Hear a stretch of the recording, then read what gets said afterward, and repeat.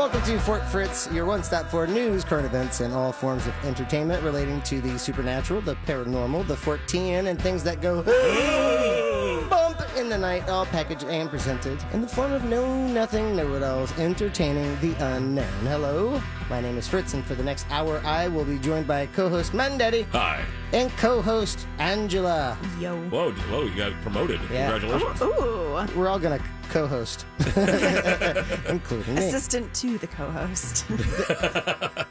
There's a new report out that goes over, by state, all of the Bigfoot sightings. I know Bigfoot is a cryptid that is near and dear to our cryptid hearts. He's like the #1 American cryptid. I believe that's accurate. Yeah, he's yeah, #1. sure. Yeah, definitely. He's held that slot for a while. There hasn't been any new cryptids for a little bit. We need some new ones. He's king of the hill when it comes to cryptozoology. So all of these states have reported their Bigfoot sightings. And let's start with this. Overall, with the most sightings, which state do you think would be #1? Nevada. Alaska. Alaska is #1, 2, 3, 4, 5, 6, 7, 8. And Nevada is I was joking. In the bottom 10. Because, of course, big feet don't like deserts. Just look at that Bigfoot running through that desert. That's true. He's got nowhere to hide. The top 5 in terms of sightings read Washington, California, Florida, Hey! Made it. Ohio, and Illinois. So Washington has 676, California has 445, Florida's got 328. Word. Ohio 302, and Illinois 296. Illinois. Yeah, right? That's weird. It is weird. This is satellite. I hate Illinois Bigfoots. The Chicago Bigfoot. From the Chicago Bigfoots family. This is satelliteinternet.com, which is a weird website, but satelliteinternet.com. Sounds fake. Yeah, it does. And this article is entitled States with the Most Bigfoot Sightings in 2020. What they then do is, let's say, what state should you go to if you want the best chance, the best shot at spotting a Bigfoot with your own 2 eyes? So they broke it down by state population. Washington has 676 sightings and 7.6 million people live there. So their sightings per 100,000 people, 8.9. Oh. So they're like, you play the lottery or look for a Bigfoot. Exactly. Yeah. Which state do you think said they have had 0 Bigfoot sightings? Hawaii. Yeah. That is interesting. Nobody there has decided, hey, as a lark, let's call in a Bigfoot. No. Because no one has seen a Bigfoot. No, because big feet can't swim. Exactly. They can't get there. Thank you. Also, they have like volcanoes, so they got bigger problems. Yeah. They most certainly do. When you think of volcanoes, you think a big problem. But when you think of too many potatoes, you don't think of that as a big problem, right? That sounds awesome. As long as they're made into French fries. Yeah, thank you. Good. Hey, you can make French fries, you can make vodka. What can't they do? Yeah. Well, unfortunately, they can cause terror. Oh? What? This family, they say that mysterious beings or people that they haven't found yet have been throwing potatoes What? and stones at their house. Oh, in India. India. Oh. So potatoes and stones and other household articles have been afflicting. Whose house? Yeah. Is someone losing all their knickknacks? This is absolutely rad. This is singularfortean.com. It's mysteriously throwing potatoes, stones, and other household articles afflict house in Oh my India. God, I'm going to start throwing potatoes. What are the other articles, though? At my I mean, neighbors. Because, potatoes and rocks you can find in the field, but what, is it like, a blender? What are they throwing? They are just throwing. They're just throwing potatoes right there. Stuff off the whatnot shelf. Oh my gosh, that's like a whole compost pile. Yeah, it really is. It's like a rectangular tray, but the village leaders heard knocking sounds when they went to try to investigate this house, and then they go, okay, well that's the end of our search. That's all they did. They walked through the house and they heard knocking sounds. And then they found that all of the stones, when they came outside, all of the stones and potatoes were there again.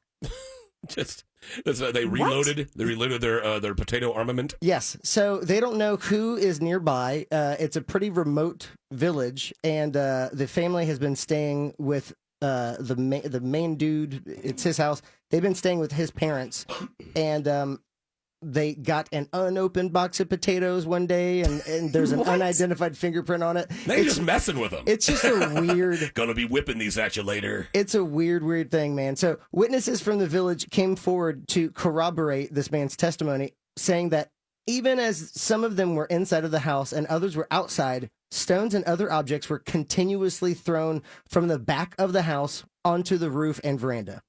But if the people are outside, why don't you just, I mean, how far can you throw a potato? I mean, you should be able to catch these vermin. I feel like I could wing a potato. You can whip a potato. Yeah. It's like a little new potato. You can whip those. Heck but yeah. still, you'd think you could investigate and find the culprit.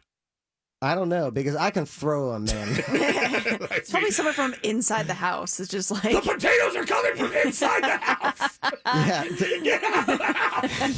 The next paragraph actually says a lack of available suspects has prompted speculation of a paranormal explanation for the events. It's demons, potato demons. With mention made of another man from Paha Marine village in the Rebo district who's said to have battled a ghost in his own home.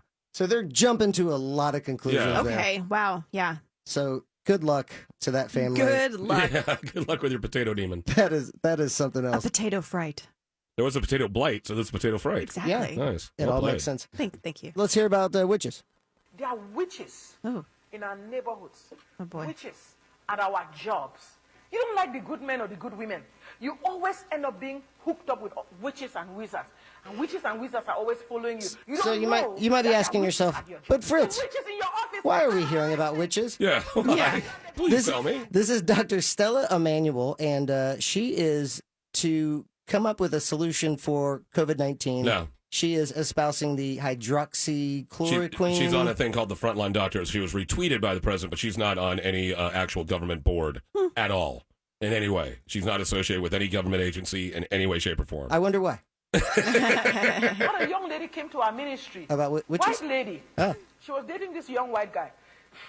Yeah. And she said, So just psychobabble. Yikes. Of the highest order. And that person is, well, she's been influencing a lot of people, and one of those people just happened to be the 45th President of the United States of America, President Trump. So let's hear what President Trump thinks about Stella Emanuel, Dr. Stella Emanuel.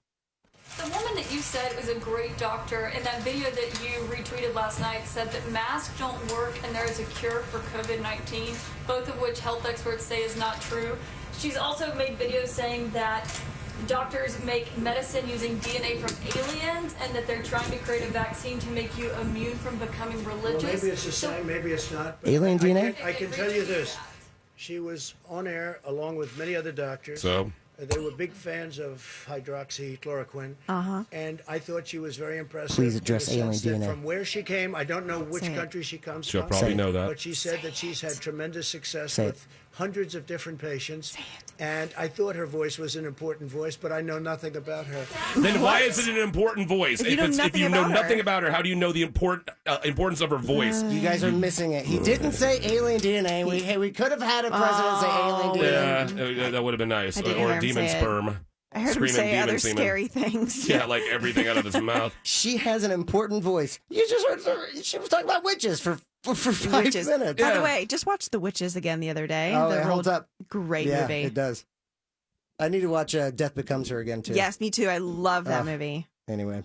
So, yeah, our 45th President Donald Trump could have said alien DNA in a press briefer, and we lost out on that delicious moment. Would have been great. Would have been so good. But it wouldn't have been anything. And that's the thing. He just said the other day that Epstein either committed suicide or was killed, and we're just like, oh, well, whatever. He could say he's done so many crazy things. No matter what he says now, we're so numb to it. We're so numb. It's like, oh, he said what? Demon sperm? Sure. He just move on. Well, I would like to end with this. This is a story about Ivan T. Sanderson.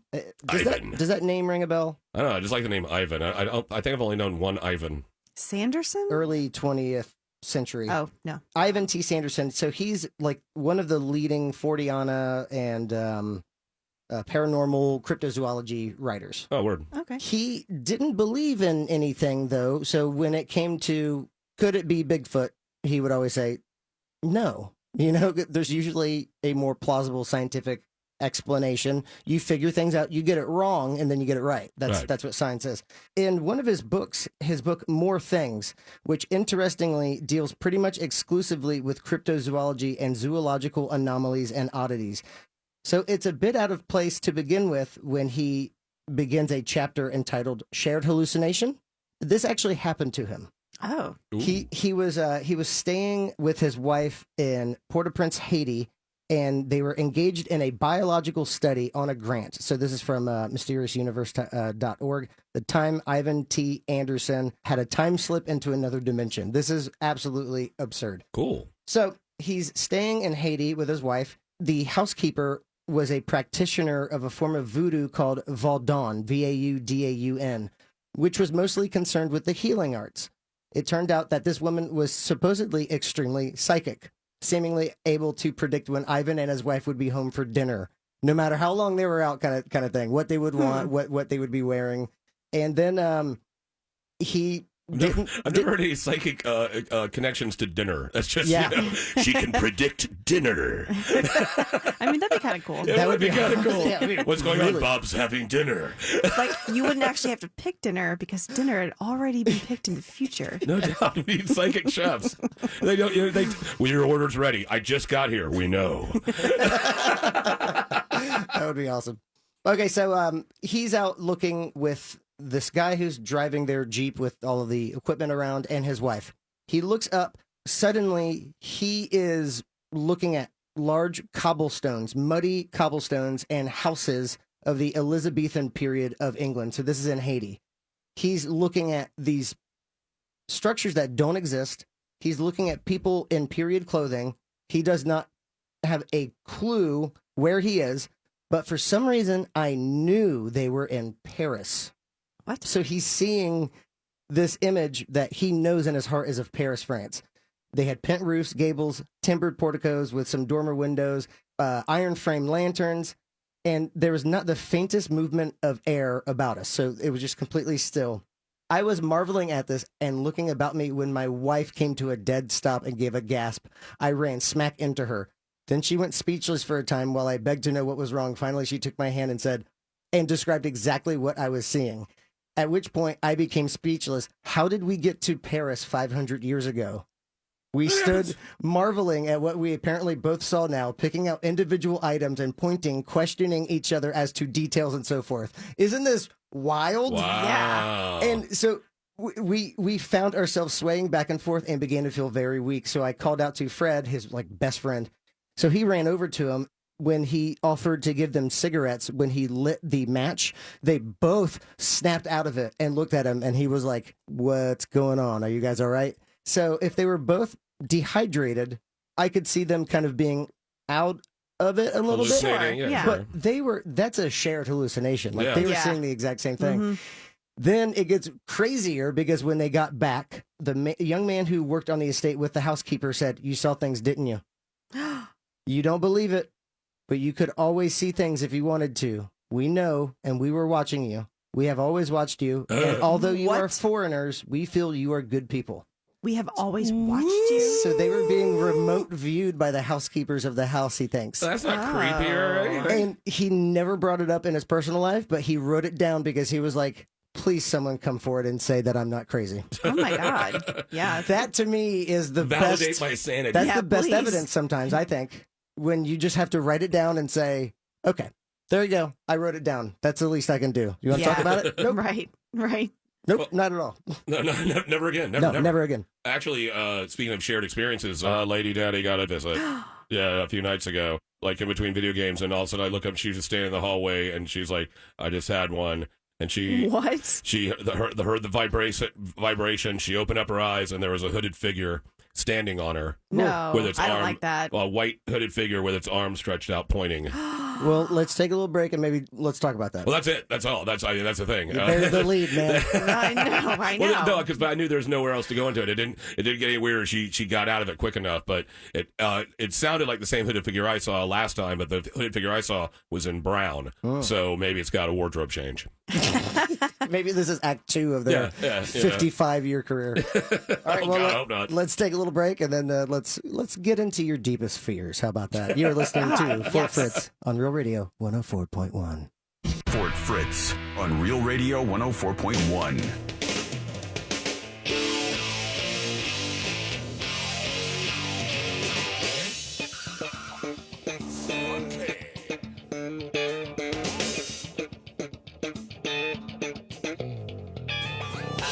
Welcome back to Fort Fritz. That was Gargamel you just heard. Fritz here. Angela and Mandaddy will tell us all about some shows he's been watching, right? Yes, I've been watching a lot of movies. Watch a lot of everything because there ain't nothing to do. I got that right. Oh, just point in the face at the looky box is basically the national pastime right now. And here's two looky box additions for you. Yeah. First is a fun little comedy. I guess comedy with an edge of thriller to it, maybe just a skosh of thriller to it, called Ingrid Goes West. Ooh. And Ingrid Goes West is on Hulu. Nice. So and it came out, I think it was originally done in 2017, and it's with Aubrey. Okay there, buddy? Yeah, I'm all right. Drinking early? So it stars Aubrey Plaza, who is just a treasure. Who's just love her She's and great. everything. Absolutely amazing. If you're an Aubrey Plaza fan and you've never seen her when she hosted the Independent Spirit Awards, go on YouTube. She hosted it 2 years in a row, and the intro she does with a song and dance number is just stellar. I've never seen this. Oh, it is so funny, and she looks so stellar and just nails it. She's awesome. She's amazing. And so it's her and Elizabeth Olsen, and basically she plays a crazy person, something she does quite well. Yeah. And she plays a crazy person who gets obsessed with people on Instagram and like overly obsessed. Like so she's all about that influencer life. yeah, exactly. And it's a lot of commentary on Instagram in a way, and that whole I can't believe influencer I just movement. said that as a 35-year-old man. I know when someone says they're an influencer, I just want to smack them. I feel bad just for want them. to smack them. I feel bad for their kids. It's like, who are you influencing? You know, who are you No influencing? one. Not even their children. Yeah, not even their children. All these uninfluenced children running around. Who do they look to? No one. But it was a fun movie. It's just Aubrey Plaza's performance is great, and Elizabeth Olsen is really good. You know, she's Scarlet Witch for God's sake. Yes. And it's just a good commentary on the way that people just look up to these quote unquote influencers and how they think they have these perfect lives when half the time the house is rented, the car is on lease. You or know, there's always the trick of the camera. You can really make one corner of a room look real fancy. oh yeah, the rest of the house is just total trash. Yep. That's called the Zoom room now, apparently. That's the new trend. O'Shea Jackson Jr. is in this too. He's Dan Pinto. Is that Ice Cube's son? Yes, and he's awesome in it. He is awesome. Oh, in it. nice. Yeah, he plays a guy who loves Batman. That's his main character trait. Is he just loves Batman? What's my motivation here? Batman. It's just straight up Batman. And it was just a really fun flick. I don't want to give too much away of it. You know, it's not like a big mystery, but it's got some twists and turns in it here and there. He looks just like his dad. Yeah. Oh, yeah. He looks just like his Yeah, dad. he did a great job playing his dad. did. That had to be weird. That had to be weird, like playing your dad while your dad's there. That's just got to be weird. Doing it in general will be weird, but knowing your dad's right there in the chair watching you. Yeah.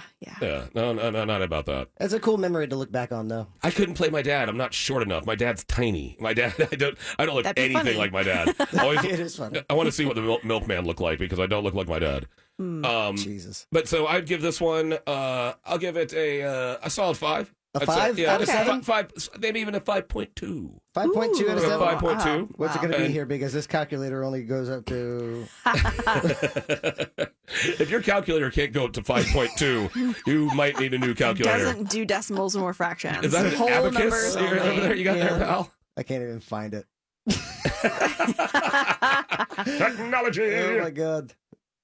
5.2 is a lot. Okay, it's good. It's a good amount. It's good. So it's really, especially if you're a fan of those actresses, especially Aubrey. She's just awesome. Love her. The other movie is a fun horror thriller movie that's on Netflix. Wait, hold on. 5.2 is... That's a .7428. Okay. So So- 74%. That's good. That's totally worth it. So the movie Assimilate is on Netflix. Assimilate. And it's a horror thriller. Oh, that would be the genre, I guess. And it's basically a teenage body snatchers, invasion of the body snatchers. It's got that whole cool. feel. Okay. And then later on, it goes into almost a zombie-like movie feel to it. And it even has a dash of It Follows thrown in there. That movie. Oh, I love that movie. Love that movie. Still, remember the thing we were talking about, how you never see the mom's face? Yeah. Yeah, you never see the mom's face. Such a weird thing. And also in that movie, how there's weird technology that shouldn't be there. Like they have these little weird clamshell phones that no one's seen, and just it just that movie doesn't take place in any real time frame. Right. Like they've got these cell phones, but the TVs were all CRT tubes. Yes. Yeah, very strange. So if you've never seen It Follows, put that in your queue as well. Oh my God, yeah, that movie. Put that in your queue and smoke it. Good one. That's as perfect as you can get. I need to, and a soundtrack too. The soundtrack was really good. But this movie, it's just a fun ride. It's got some good jump scares. I like a good jump scare, not a cheesy jump scare, but a good jump scare that gets you. I like. Yeah. What is a good jump scare? Well, I mean, just when jump scare is so cheesy sounding now. But just when it gets you right, when it's the right amount of a good jump. Like the sound is there. But, it's got to have that good sound to it, a good bass hit to it that you don't see come in. It's got that good. Like I forgot about the good. The cat's running around the corner, overplay jump scare. Right. Like, you're looking through the house, you're like, oh, someone's gonna. It's like, and the cat just runs out. Yeah. And it's Alien like, did that. Alien did that better than anyone will ever do it. I mean, by the first time you watch Alien, you just hate Jonesy. So, I've never hated a cat more than Jonesy. But this one lives.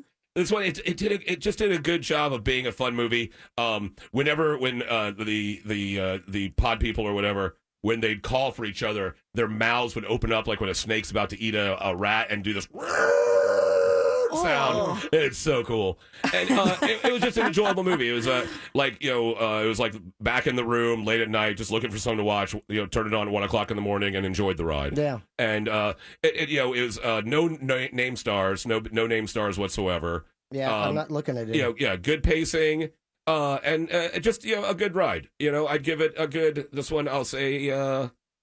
Just a solid 4.65. Oh, a solid 4.65. Wow. A solid 4.65. But a solid one. Solid one. Solid. No questioning that 4.65. Okay, well, then, let's see. 4.65. That would be a 66.428. Yeah, okay. Yeah, like I said, it's not. I mean, it's better than that. It's a little over average. I think it'd be more than that. But we're talking about the beard pull rating, so that can't be translated into human math. Are you surprised by the 0.66 rating, though? A little bit. When I got surprised by his own. Wow, interesting. When I got here, it would be that low. I was told there'd be no math. Okay. It was just cute, is all. But like I said, it's fun because the fact that it does do all the tropes when it comes to a body snatcher type movie. Yeah. The neighbors, what's going on, and there's little things that'll happen in the background where you see like a kid being drugged by his mom and him going, "You're not my mom, you're not my mom." Right. Like, yeah. And so it's not it's not a genre breaker mold, it's not like the movie of the year or anything like that. Yeah. It's just a fun ride, and which is what I like a lot of times, just especially in the age of COVID when you just want to shut your mind off and just open up your eye holes and watch something. Does the plot translate well? In what capacity? Like to, I guess, past films like Invasion of the Body Snatchers. Oh yeah, I mean, yeah, it pays or homage. They Live. Yeah, it pays homage to all that, Not really that They Live as much. The Thing. Sorry. The Thing. Oh yeah, it's got a little bit of The Thing in it. Oh, there are these creepy crawly things that they bite you and then they run away and then they become you. Yeah. Yeah, and so they can manipulate DNA and be whatever they want to be. Well, they only become one thing, evidently. They're little spider-like things until they bite you and then they become you. And then they have to come and get you. Oh, yeah. cool. So, and it just, like I said, good scares, good tension, and really good pacing, which is something in a movie like this. Bad pacing can ruin a movie like this. Yeah. Yes. Because it's not like you're watching something that's earth-shattering, that's changing your world. It's this guy to hold your attention and bring you along. And all the performances are good. There's not one character that you're like, that you hate or anything like that. It was just overall well done, good job. I enjoyed it. If you like genre movies, you're going to have a good time because it does mix them up when it comes to the zombies and the It Follows and the body snatching. Yeah, body snatching. Because Wilfred Brimley recently passed away. Yes, he did. And he was in the movie The Thing. I think I need to watch that one and because I've never watched it. It's always been. What? You've never watched list. The That's Thing. actually one of my favorite Carpenter movies. That's one of the best. Yeah, I mean, it's one of the best so horror good. movies of all time. And That do was not watch the reboot or a somewhat sequel that came out like 8 years ago. It was just okay. It was horrid. I didn't really. Well, It was horrid. there were parts of it that I didn't mind, but then there was some stuff that they just went overboard. It tried Overboard. so hard and it did not achieve anything. So, IMO. in my opinion. Yeah, so The Thing, that was Carpenter's movie that kind of made him lose all confidence in his ability. Why? It broke him. Like, everyone was so critical of that movie. Oh, man. Yeah. How many movies did he do with Kurt Russell, by the way? 3 or 4? Snake Plissken? all those escaped from, Plissken.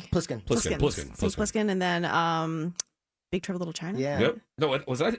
Yeah, that was Carpenter, I wasn't think it? it was. Yeah. And he did They Live too, right? But that was with Roddy Piper. Yeah. Yeah. I need to rewatch that. Oh, yeah, That's been. that'd be fun. I saw that damn thing in the theater last time I saw it, so that's how long it's been. Wow. Nice. Mandaddy, thank you for the reviews on Assimilate and Ingrid Goes West. Yes. And coming up, Angela's going to tell us about I'll Be Gone in the Dark. Yup. Nice. So you are listening to Fort Fritz on Real Radio 104.1. Fort Fritz on Real Radio 104.1. Hi, and welcome back to Fort Fritz. I am Mandaddy. Right over there, we got Fritz. Hi. Right over there, we got Angela. Hello. And Kaz has the night off. Yep. So right now, we're going to delve into a bit of a true crime docu-series. Yes. And remember, if you're going to make a true crime docu-series, you better have a lot of B-roll of tape recorders. Just tons and tons of B-roll of tape recorders. Anytime you watch a true crime docu-series, you're going to see a tape recorder like for hours at a time. Oh, yeah. So what docu-series are you watching right about now? I watched. Finished it. Yes, it was only 6. It was a 6-part series Okay. on HBO, limited series called "I'll Be Gone in the Dark." Just such a creepy title when you Yeah, know what that it's is about. So title. creepy. Yeah. So you guys know who Patton Oswalt is? Huge fan. Comedian. Satirist. Very funny. Yes. Great. I love him. Great writer, everything. Super talented guy. Totally. So there was this lady named Michelle McNamara, his wife, who was a writer and was really into true crime. I mean, and by the way, as I'm sure you all know, the true crime followers are massive. There is an explosion. It's massive. Now, my interpretation of that, because it's mostly women. Yeah, it is, isn't it? I think we like to know our and also most serial killers are men. Yeah. And I always feel like it's women's like study into the enemy. Like, how do you know how to like not get murdered? Right. Like literally how to not get murdered. And I mean, there's like crime. Something that women have to worry about more than men. Right. It's so weird when you sure. meet people that you go, is this person going to murder me? Well, here's the thing about this is that watching this show, and actually Mr. Angel has started watching it before me. Oh. And he was like, first of all, you're going to love the crap out of this show because it's all true crime and you're all creepy. Because I was really into I was really into like Serial and oh my gosh, Culpable, and there's a bunch. Like there's the one about Jennifer Kesse, the girl who's disappeared here in 2007 here in Central Florida.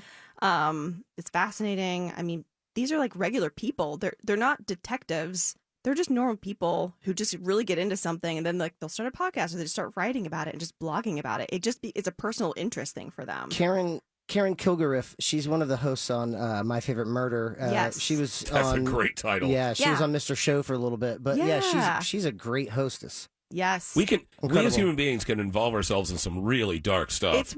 I don't know why it's so It's fascinating. fascinating. Because you want to know, how can a mind get there? Right. It's not Exactly. it's not about like, I want to know what that experience is like. Just how did it get there? What rationale? What's being said up in there? You know? I've definitely spent weekends watching marathons of Snapped. Like just because it's just how it's like the life was so normal. And then it wasn't. And it actually never was, you know? And it's like everything is a lie. Yeah. Yes. So Michelle McNamara was already a writer, was already kind of looking into this, and what she was really focusing in on was what she called the Golden State Killer. Yeah. Now this guy Wow. he murdered in like the 70s and the 80s.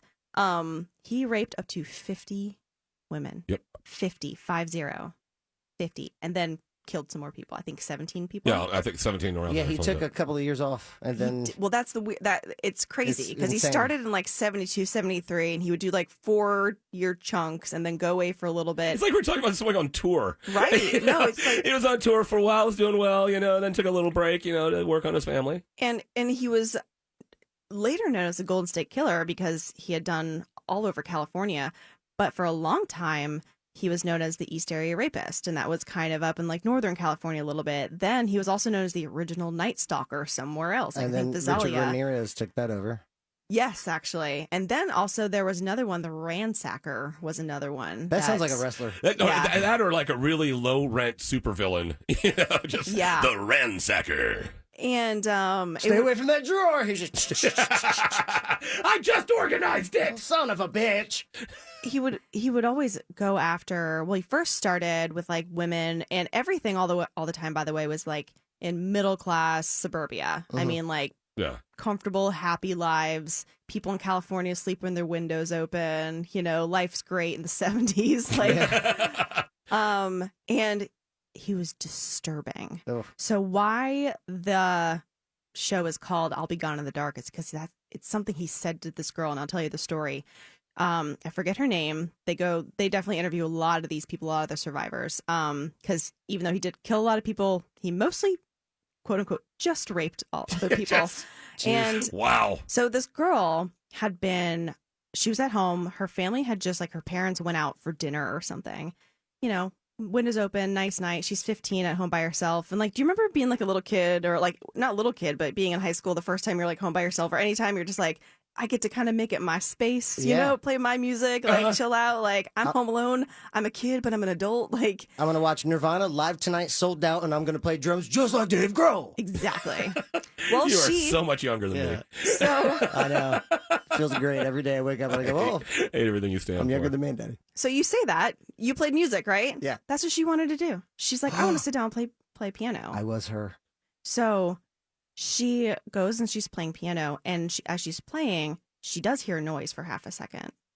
And she's like, you know what? 15, first time in the house by myself. Obviously, I'm just telling myself stories. It's okay. And then she continues playing. And then all of a sudden she feels him next to her, like behind her, and puts a knife up to her throat. And he does just unspeakable things to her, brings her outside, yada, yada, yada. And one of the last things he said to her was, "You scream, and I'll slit your throat right here, and I'll just be gone in the dark." Wow. Yeah. It's just, and the way he taunted on the media, and that one record of him, "I'm going to kill you." Oh, yeah. He would call people. They started wiretapping people's phones because he was going after houses that were very close together in certain neighborhoods. So when he was during his kill stages, he was, just targeting people like all within like very close to each other, usually along like canals that he would just kind of traverse. Yeah, that's one of the things they figured out is that that's what was his his route. Yeah, and he always wore a ski mask, and he always like talked through clenched teeth and stuff, and obviously was what they later found out. He was a former police officer, law enforcement. Yeah, I knew that about him, and he was arrested for stealing like dog food and a hammer. Yes, dog repellent and a hammer, which I'm like, dog repellent? That's terrible. What is that? What a weird product. But Michelle McNamara was amazing with all this because she got into this case and she was the one who started connecting because of all the MO and then talking to other detectives and all these people who tried to kind of piece things together and no one kind of believed them or whatever. And so I loved that they were discussing this, that she like gained all this respect from all these detectives because she would also, when she would write about all the victims, she wouldn't just write like, oh, she was 15, she had blonde hair and this happened to her. She would go into the backstory of all these victims. She would remind people these are human beings. Yeah. These are people just like you. And so what I really liked about this documentary is that it really went into Michelle as well. Oh, yeah. It dove into her as a person because spoiler alert, if you guys don't know, unfortunately, Michelle McNamara passed away in 2016 from an accidental overdose. And unfortunately, Patton found her. It's a whole big sad thing that ended up happening. And she was writing this book, I'll Be Gone in the Dark. And this whole show ended up happening because he kind of took it over and everyone she was working with kind of helped finish this whole book.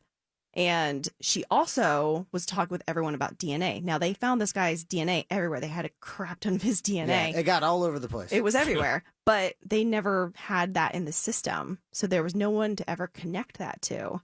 And she was kind of the big proponent of like, we should do this, we should do that, and figuring that out. So they kind of put the puzzle back to like put it together with all the pieces that she created. They got into her hard drive. They started going and like they finished it.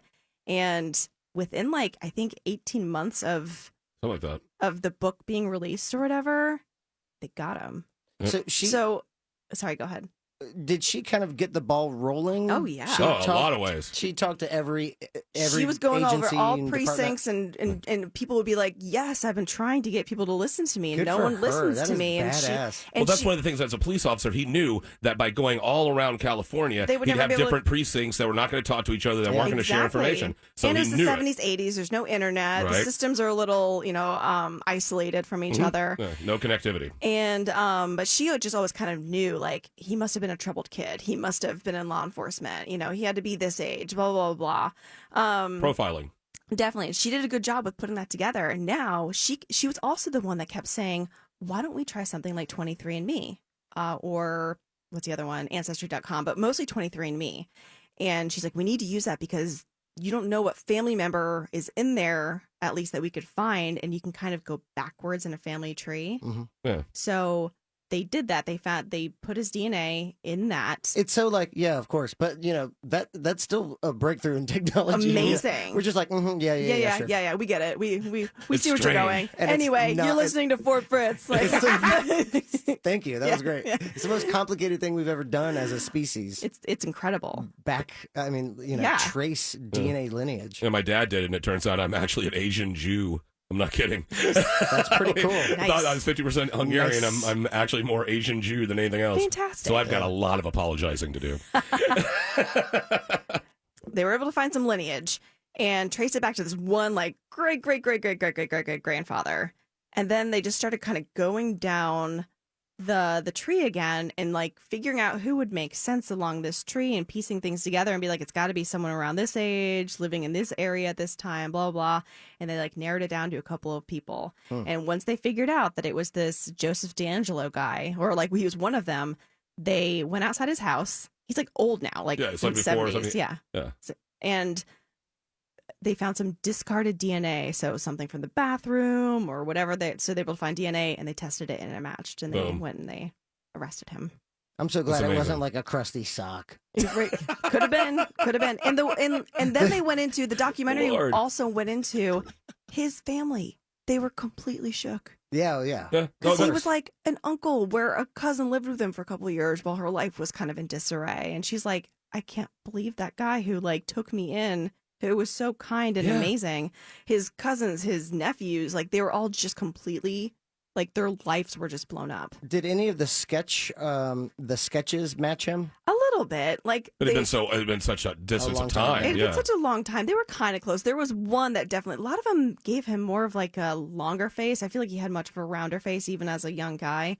And there's a story of one of the things that he said to one of the girls, like, screw you, Bonnie. I hate you, Bonnie. He had been engaged to this woman like years before that broke his heart, whatever. But he also was an abused kid. His sister, Always. They aren't born this way half the time. They're created. And so the dad would always like take all the abuse out on the boy of the family. So he was just beaten all the time, and they were starved and thrown in closets and everything. So it just made him a monster.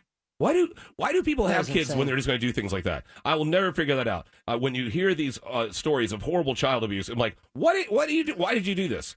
You know how your life was so bad, you've got to make another you that you can punish for what you went through. I mean, it makes no sense to me. Yeah, we're going to be here all night if we're going to go into the psychology of that. There's a lot to unpacking. That's like a lot of luggage right there. It's not as simple as that, and it's truth. But there was there was a just fascinating way they did the documentary, though, because they really broke it down. Obviously, if you're a true crime junkie, getting into the story of how they find this killer and all the stories, but also Michelle and her history and her life and how she was the way that she was, and it's a story within a story.